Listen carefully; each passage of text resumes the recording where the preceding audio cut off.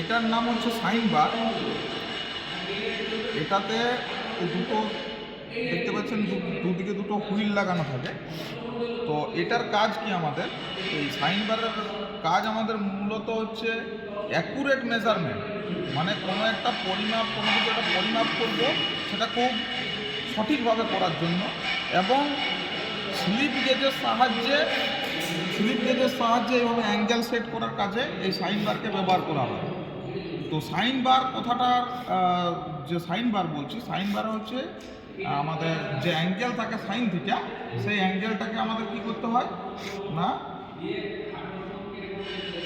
অ্যাঙ্গেলটাকে set করতে হয়। অ্যাঙ্গেলটাকে set করে আমাদের যে এইদিকে যদি আমাদের 5টা স্লিপ গেজ পরপর থাকে, এইভাবে যদি এরকম স্লিপ গেজ হয়, এভাবে যদি পরপর 5টা আমরা রাখি, আর এইদিকে যদি দুটো রাখি, তার মধ্যকার যে অ্যাঙ্গেলটা আছে মানে কোনটা, তাহলে এটা কি হচ্ছে, সেই অনুযায়ী আমরা এইটাকে বেশ বলতে পারি।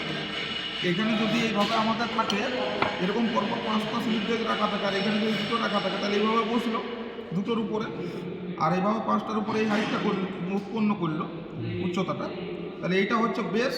আর এই সাইন বারের এই সেন্টার থেকে এই হুইলের সেন্টার পর্যন্ত, এই হুইলের সেন্টার থেকে এই হুইলের সেন্টার পর্যন্ত, মিড পয়েন্ট পর্যন্ত, এটাকে দূরত্ব বলে, মানে ডিস্টেন্স বলে, দূরত্ব, এই যেটা ভূমি বরাবর থাকে, বেস বরাবর।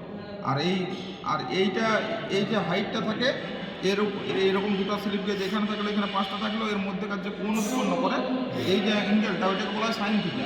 ওইটা ইকুয়াল টু হয় আমাদের h/l, মানে হাইট বাই লেন্থ। ঠিক আছে? তো সাইন বারের সাহায্যে আমাদের অ্যাঙ্গেল সেট করা যায় এবং অ্যাকুরেট মেজারমেন্ট করা যায়। তো আজকের ভিডিও সাইন বার সম্পর্কে এই পর্যন্তই। এর পরবর্তী সাইন বারের ভিডিওতে সাইন বার সম্পর্কে কিছু কীভাবে আমাদের অ্যাঙ্গেলটা ক্যালকুলেশন করতে হয় এবং তার রিলেটেড যে নিউমেরিক্যাল প্রবলেম আছে সেগুলো আমি বোর্ডে বিস্তারিত করাবো। ঠিক আছে, ধন্যবাদ।